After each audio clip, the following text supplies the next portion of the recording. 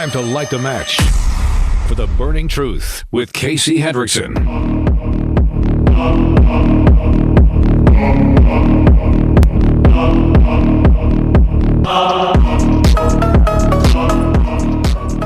Is he on number 4? All right, so we got the Attorney General, Todd Rokita, joining us here in The Burning Truth. I'm your host, Casey Hendrickson. Todd, how you doing, man? Casey, great to see you. Man, it's good to see you again. That's always on the phone, so I don't see you. Usually, but now I see you. Right. Usually if we're talking, it's on the phone, or you're at an event down in St. Joseph County, and I'm able to see you there. I came up to you this time. So we made the trip because you were doing some campaign stuff here. So how's the campaigning going, man? Oh, I think it's going great. You know, I'm a nervous Nelly. I never take anything for granted. So I'm going to run through the tape. And so we're going burning candles at both ends. So, you know, out the door at 6:30 today after being home last night at 12:30. Finally, you know, it's the life of a statewide. You're always running around. So, but I love it. Great reception from people of this state. They want a fighter. You know, they want they want someone that's in their corner. And that's how I always felt. That's how I've operated my office. And that's what we're going to continue to do if the people still want me to do it. And it's been the highest honor of my life, too. I've done it. Well, I think that when I talk to the people in the Michiana area, I would assume it's probably very similar around Allen County and probably all of the counties in between. You're probably the state office holder that people identify with the most. Is that right? You're not just saying that? No. I'm dead. I'm dead. Because I have serious. a security detail outside. Or you and I have known each other for a long time. For those of you who don't know, like, it's the weirdest thing because I've gotten one thank you note from a politician for sticking up for them on my show in my entire life, and it was Todd before he was the Attorney General. It was the first time I'd ever gotten a thank you note from anybody. And so I was just, it's always like, okay, well, I'm always going to make time for him then because that just doesn't happen. But where I'm at, they don't like Holcomb. They don't like the establishment wing of the state GOP. There are local politicians that they really like. But as far as at the state level, no. It's Todd Rokita comes up consistently as the guy who seems to stick up for us. Yeah. Now, sometimes who sticks up for us, not seems. Shakespeare said, "I know not seems." Exactly. But now I sound really established. I was just at his house. Shakespeare.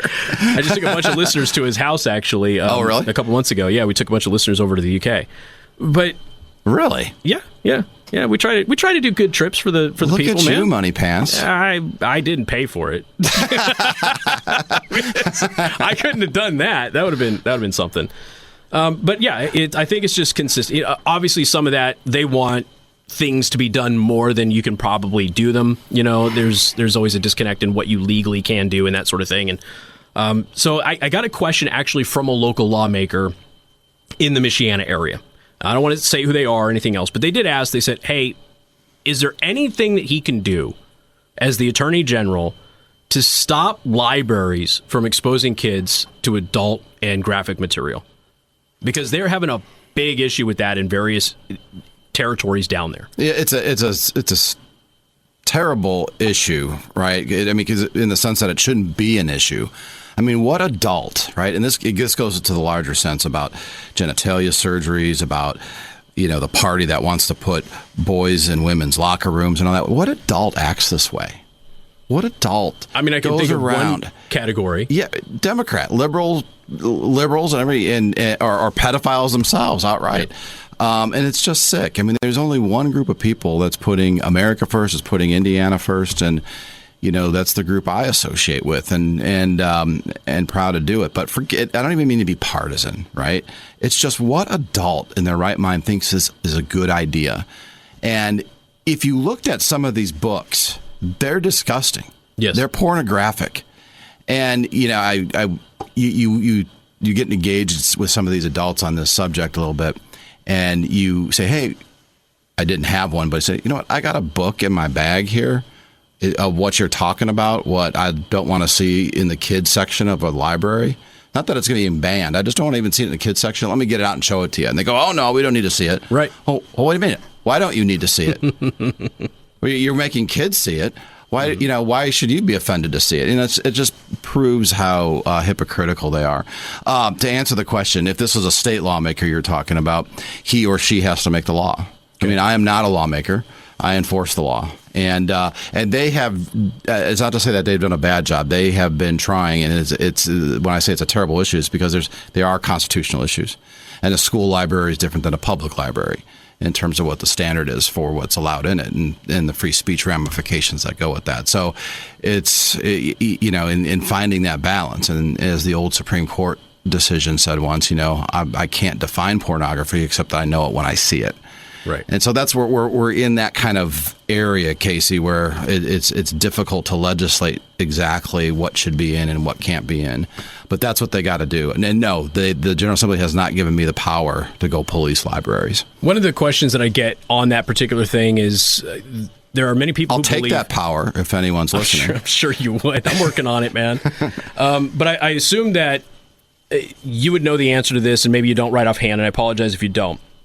But there is a question that I get regularly that Indiana law even says, like drawings, paintings, artwork that depicts this type of stuff, like some of these books that we're talking about, still qualifies as pornography, and there is an age limit in the state of Indiana. So can't that be used in some way, shape, or form? Well, I'm not exactly familiar with what you're talking about. Yeah, so yes, you did surprise me. That's okay. This is radio. I'm a big boy, and I'm an office holder, so you're not asking me anything different than any citizen. And I couldn't citizen. even point to the statute. Yeah, this is what citizens are on that's on their minds, so they're coming up. And I would and that's what they ask me, things like this. And so what I would say to them is like, well, from a constitutional perspective, it's still really a gray area. We don't know what pornography is except when we see it. Then we can know. So it's really hard to define statutorily. You may be right. I'm not familiar if there is that statute, and I'll happy to go back and look at it. Okay. Yeah. And I'll tell you what. We'll come on again and we'll figure it out. I'll give a report. Yeah, absolutely. I appreciate that. Logansport certainly starting to catch fire. Man, Logansport is. Well, it's all over the Midwest. It's all over Indiana. It really is everywhere. And it's in a lot of swing states and a lot of small towns. Logansport, it's like Springfield, Ohio is getting the attention, and Logansport started reaching out to me. They started reaching out to Caleb Blakesley, who does the morning show here at WOWO. And, I think that we covered it, blew it up. Now Indianapolis media is calling the people of Logansport liars and racists and things of that nature. What do you know about Logansport? Do you have any information? So zoomed out, and I'll zoom in. I know Logansport. I used to represent it in Congress. Of course, I'm Logansport's Attorney General, and they're good people there. They're not liars, like this ridiculous left-wing media, which is a nice way to put them, would suggest. Salt of the earth. Some of the best Hoosiers I know. And don't want to. I can't go into much detail right now, except Casey, to you and your listeners on Logansport. Mm-hmm. Stay tuned. Okay. I was given some new powers in July. Okay. Since July, I've already worked on South Bend. Yep. Worked on St. Joseph's County. We got East Chicago and Gary to rescind their ordinances on Sanctuary City. This is all Sanctuary City. The one law enforcement agency so far that hasn't cooperated with me, and by cooperation, we simply ask questions. We try to do it informally by email, on the phone, and then when we get ignored, we send a CID, and then when that gets blown off, we go to court. And that's where I'm taking Monroe County right now.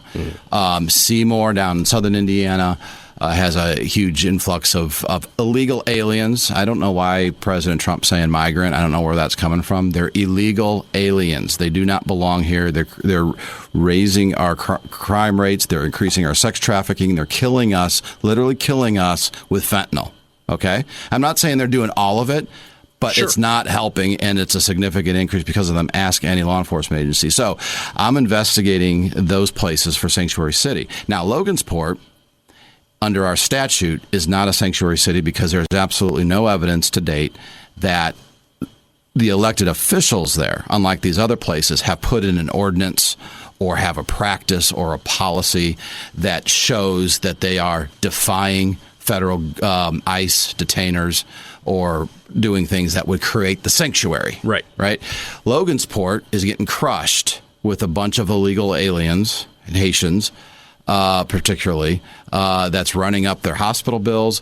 I'm talking to teachers in different parts of the state, not just Logansport, that tell me, you know what, I'm quitting because every day I get a list of new kids coming into my class, way over 30 per class now in the total class size, of names they can't pronounce.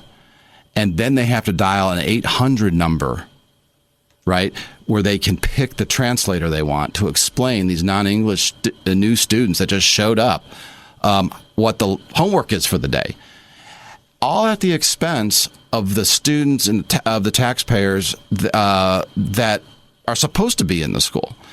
So that's more what's going on in Logansport. So I don't have direct authority on that. I haven't given it, but we are creatively looking at other statutes like public nuisance and deceptive sales practices to see in particular areas what we can do to impact this. So in way too long of explanation, Casey, but I know so many of your listeners are interested in it.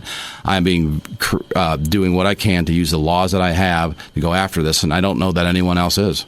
All right. And I'm trying to get over there. Spent a couple of days there, talked to the mayor. Good. Because the mayor just seems like he was just blindsided by all of this. So, he doesn't have, basically he just woke up one day and he's like, holy smokes, I got like a 25 to 30% best solution to all this, best shortest term solution is elect Donald Trump, President of the United States. There you go. You got time to stick around because we got plenty of other things we need to talk about. We got the Attorney General, Todd Rokita, who is also running for re-election. We'll talk a little bit about some of that stuff as well and how you can support him. More coming up on The Burning Truth.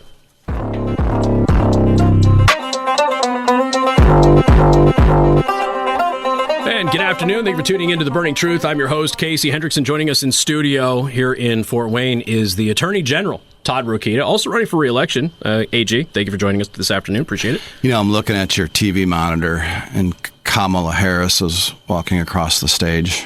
Yeah, her closing argument with over a half a dozen lies in it. Yeah, that thing. I'm just, God help us all. Hopefully he's going to help us now. Right. And we don't have to worry about it later. So when you were Secretary of State, Todd, you were actually the father of photo ID, right? Yeah. So as Secretary of State, we became the first state in the nation to have a photo ID at our polling places. This was back in like 2005 and so forth. And of course, again, the General Assembly passed the law. I did help them write it as Secretary of State, and then it was all on me to implement it. I only got sued 4 times. That's actually not bad. Really, it's only 4. Yeah, considering considering what happens to me now, right?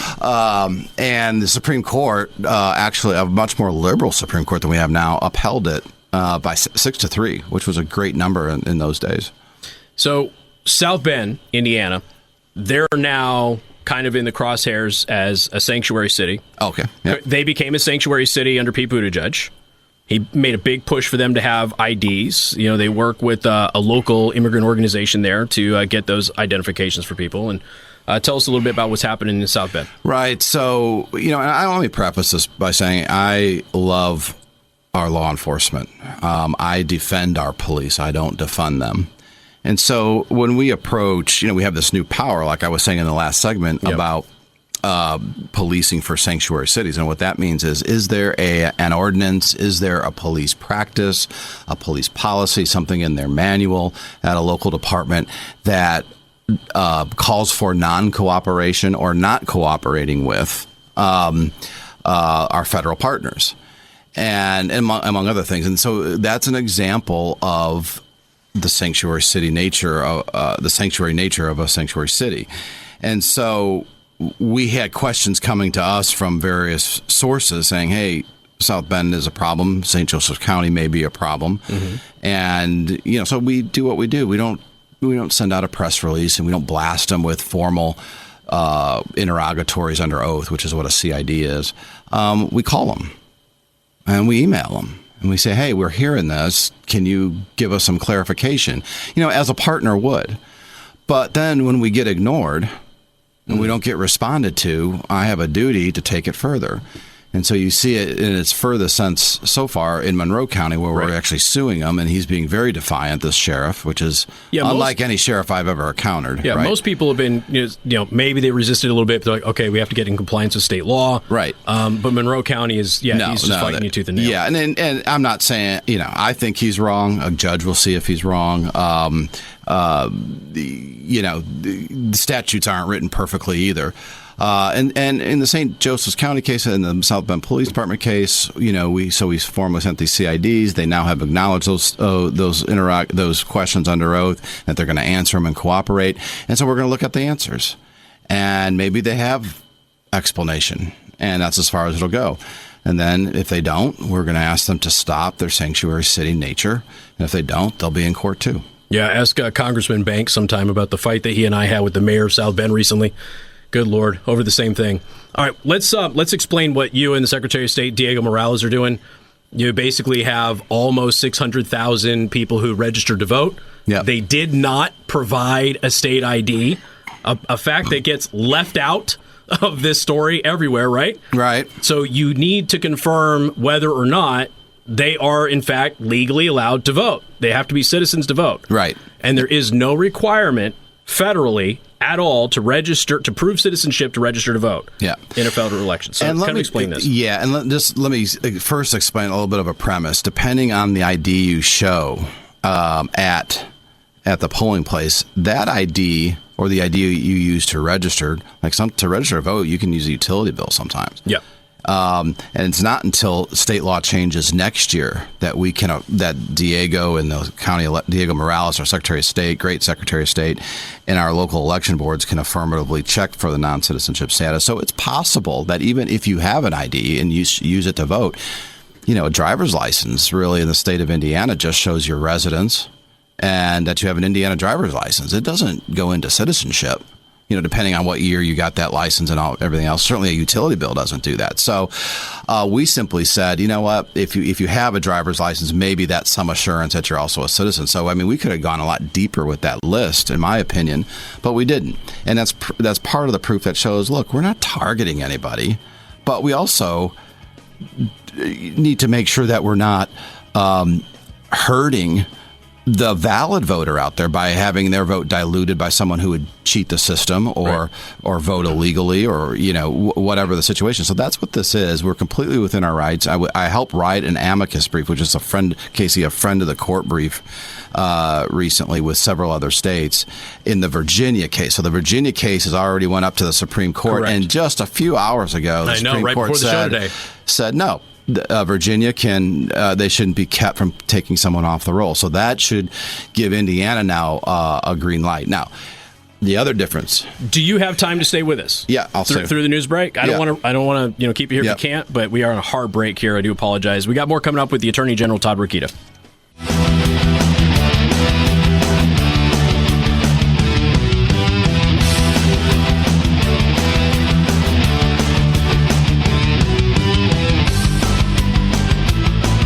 The Burning Truth with Casey Hendrickson. And good afternoon. Thank you for tuning into The Burning Truth. I am your host, Casey Hendrickson. And again, I am here with the Attorney General of the state of Indiana, Todd Rokita. Todd, again, thank you for joining us and giving us extra time. We're making him late to an event, by the way. That's all right. Maybe I don't have to pay. Hey, we can hope. We can hope.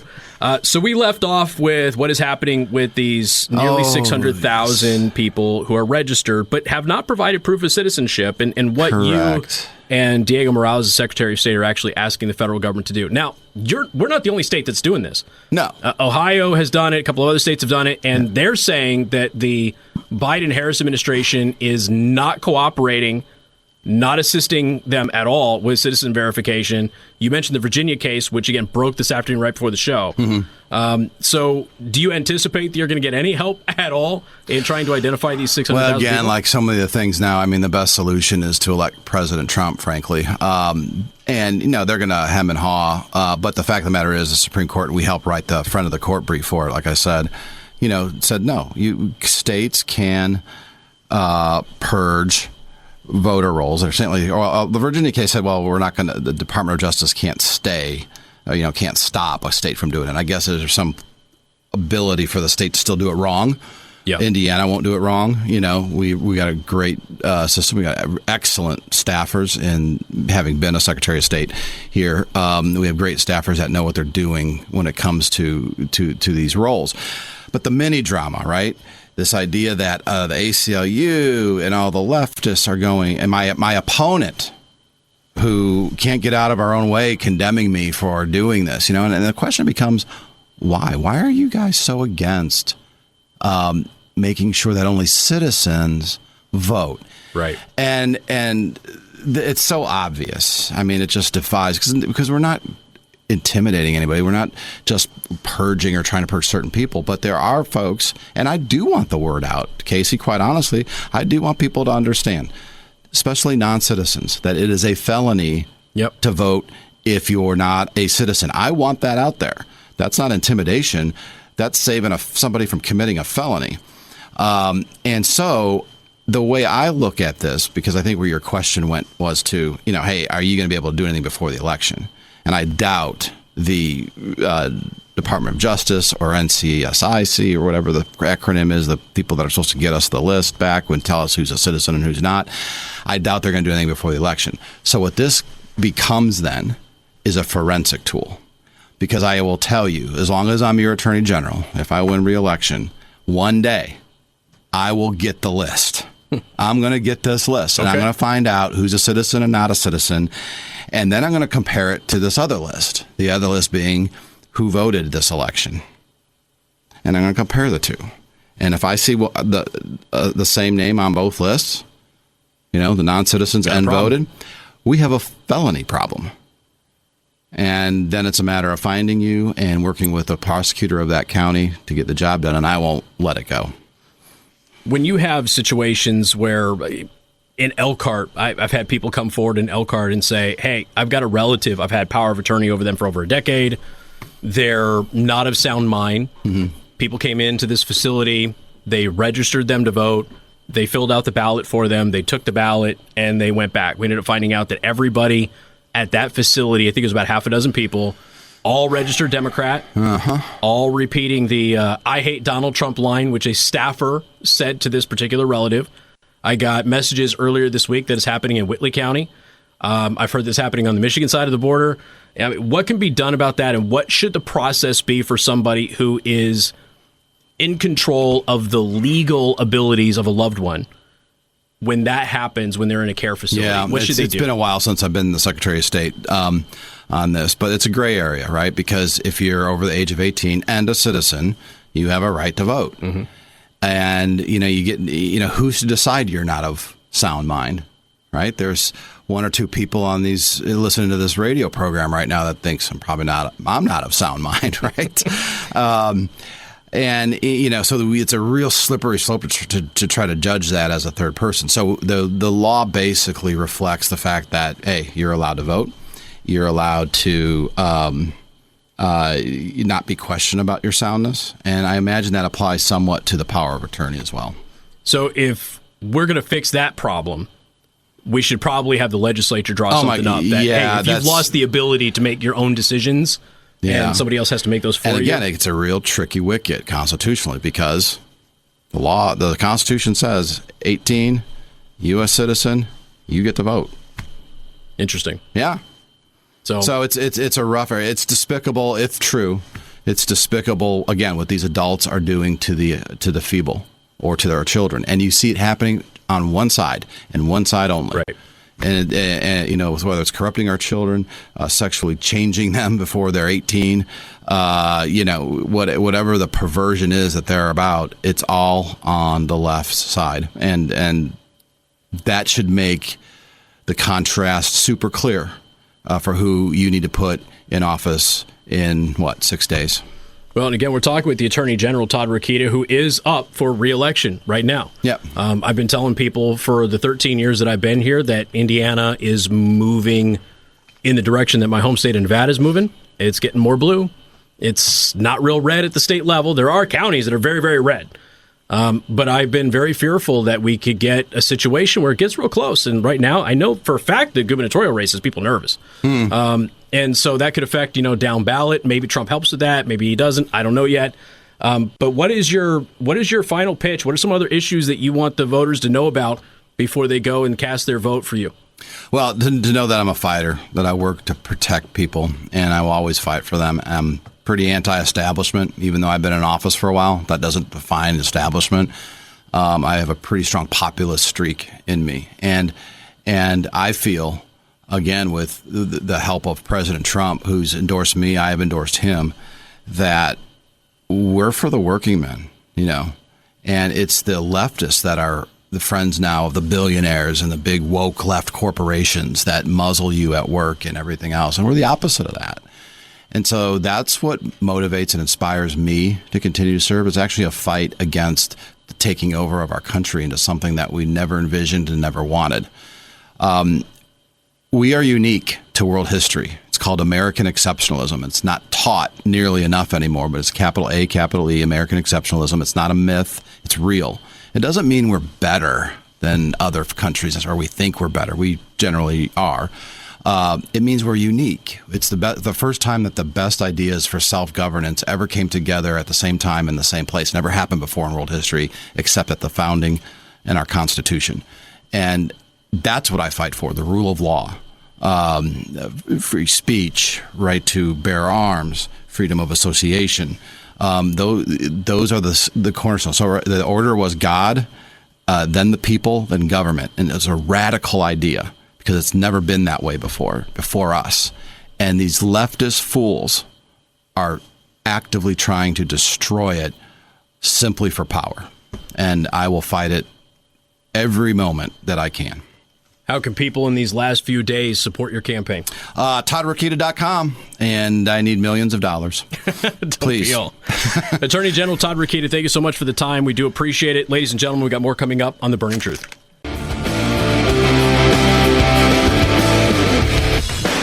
And good afternoon. Thank you for tuning into The Burning Truth. I am your host, Casey Hendrickson. Do you want to thank R&B Car Company, locations in South Bend, Warsaw, and Fort Wayne? Go to rbcarcompany.com. I want to thank the Attorney General, Todd Rokita, for spending so much time with us today. Like I said, it was something that he didn't have to do. He had an event to get to, and we made him a little late, but he was able to stick around and hang out with us, and we do appreciate it. Hopefully, I got a lot of the questions that many of you had wanted me to ask him kind of out of the way and addressed.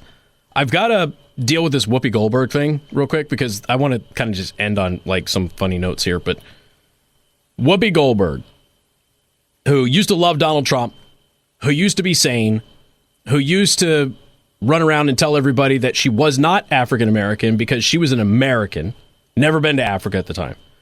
Now she wears African garb. Now she hates Donald Trump. Super left wing, super crazy, says very racially problematic things. I guess that'd be the way to put it. Well, she's starting to feel the heat as we are just a few days away from the election. And this is how that went. And cue my audio, please. All of you. He's talking about you. It's us.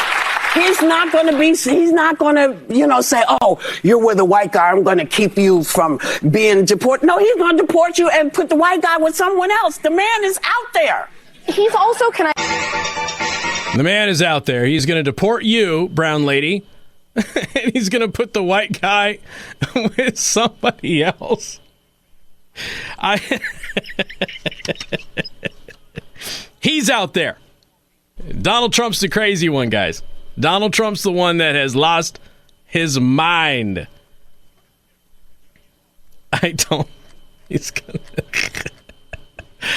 Oh, my word. It's, I say this too much on the show during the live stream. What a time to be alive. Holy moly. What a time to be alive. And we have to sit here and listen to that stuff. She gets paid lots of millions of dollars to sit down and tell people what she thinks. And your 7-year-old has better ideas. I just want you to think, your 7-year-old who has no money, has no following online, is way more intelligent than Whoopi Goldberg. But she gets paid lots of millions of dollars, and you do not. J.D. Vance is going to sit down with Joe Rogan. I think I mentioned that briefly earlier. So now J.D. Vance is going to do it. I don't know if you've seen J.D. Vance sit down on some of these podcasts. He's great because he's just a dude. And when you have somebody who's that relaxed, that easy to be around, he goes out there and he's going to have, I think, a really good interview. I think he's probably going to challenge and stimulate Joe Rogan. Intellectually, of course, because there's going to be the crazy leftists out there who will, say various things about that. Just because Joe Rogan really likes that stuff. Donald Trump is somebody that you can just kind of relax with, talk about, all sorts of various things. And it was a great interview. I thought it was pretty good. It was somewhat informative. I don't think it was super informative. if you didn't get a chance to watch the Joe Rogan interview with Donald Trump, but it was something that, again, it humanizes somebody. You know, I happen to be in a world where I know a lot of these people. And yes, the vast majority of them are lizard people, but you get some good eggs. And even though they're politicians and they have to do politician stuff and political speak and all of that stuff and legalese and everything, there's a lot of them are really good people. The average voter doesn't run into that. You know, the average voter gets the candidate, the average voter gets the politician, the person who's always looking for a vote, that sort of thing. And people are careful with their words and that sort of stuff. But, you know, you got some good eggs. You really do. You got some good eggs who just kind of are who they are. They wear themselves on their sleeve. And when you're around them, it's nice. Some of them, yeah, they're pretty polished. But when they can relax around you, they know they can relax around you. They're good people. And Donald Trump is kind of one of those guys. And he is who he is and has always been that. He's never really been anything else. But then you have people who just stay up at night thinking about Donald Trump. Now, this is a protester who is holding up a sign with somebody who is behind bars with Donald Trump's image. He didn't even use his mugshot, dude. David, he didn't use his mugshot. He just used some weird cartoon image of Donald Trump. He didn't even use the mugshot. Like, you guys, okay, the left cannot meme. Like, seriously, what's wrong with you people? And there's people behind him that say psychopath and grifter. I love people throwing the word grifter around because you don't know what it means. I had to shame somebody on X the other day for calling me a grifter. Which is like, okay, you need a dictionary, clearly. But this guy who's standing outside protesting is now being interviewed. I don't know who's doing the interview. I don't know anything about the guy who's doing the interview. All I know is he's wearing a leopard print something or other, and I don't like it. But he asked the guy a pretty simple question about Donald Trump. Listen to the response. What's your biggest obstacle in life right now? My biggest obstacle in life? Trump. Trump, absolutely. So do you wake up? Trump is the biggest obstacle in your life? Donald Trump is the biggest obstacle in your life. I just want you to sit there and think about that for just a second. Honestly, for just a second. You know, there was this left-wing journalist the other day who was talking about how if you haven't succeeded and made lots of money in Joe Biden's economy, then it's on you, which I thought was really interesting for somebody to say, considering the majority of Americans are worse off now than they were 4 years ago, according to numerous surveys and polls now. Then, of course, if you look at the real income that people get, you've got to bring in about $14,000 more than you did in 2019 to still live your life to the standard you lived it in 2019. Maybe you're one of those people who does make more than $14,000 more, and maybe you're doing a little bit better. Every economy is going to have people who do well. Bad economies have people who do very, very well in bad economies. It depends on what your industry is. It depends on your hustle. It depends on your ideas, that sort of thing. But the idea that they keep coming out there and telling all of you who are struggling with your groceries that you're wrong, you're not telling the truth, you're the liar, you're fine, you're not in trouble at all. It's the same thing that they say about Logansport. It's the same thing that they say about Springfield, Ohio.